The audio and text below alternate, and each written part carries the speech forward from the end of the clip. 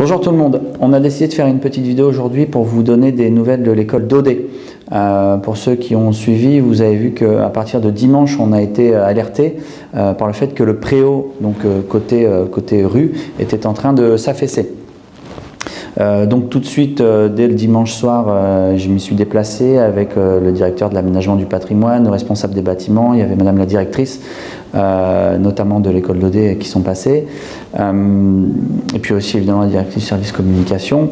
Voilà, c'est un enfant qui passait, qui s'est aperçu que c'était en train de s'effondrer. Depuis hier, donc mardi, un expert est passé, et a priori c'est un dommage structurel sur le préau.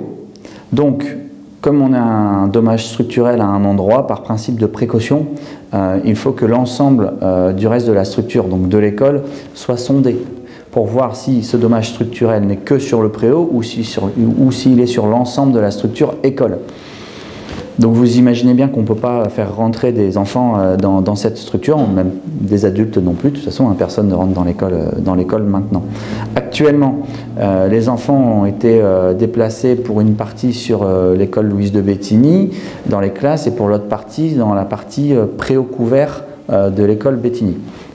Évidemment, ça peut être qu'une situation provisoire, donc on a regardé dans différentes structures, comme par exemple l'ancienne école Perrault, qui est maintenant une école d'art plastique, mais c'est plus du tout adapté pour recevoir des petits, puisque c'est des maternelles.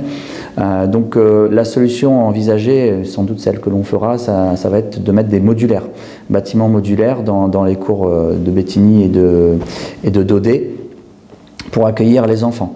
On a décidé de ne pas éloigner aussi, en n'allant pas à l'ancienne école Perrault, le but était évidemment de ne pas éloigner aussi les fratries, là où il y a un petit frère ou une petite sœur à d'Audet et un autre à Bétigny. Pour les parents, c'est un petit peu compliqué de faire en même temps la sortie du côté de l'ancienne école Perrault et de Bétigny. Donc le but, c'est vraiment de laisser tout le monde au même endroit sur site, avec a priori, en termes de temporalité, au moins jusqu'au moins décembre, puisque la partie sondage du bâtiment puis rapport d'expertise, ça va prendre quand même beaucoup de temps. Bon, pour info, c'est une école qui a moins de 3 ans, qui en est déjà à son 5e ou 6e sinistre.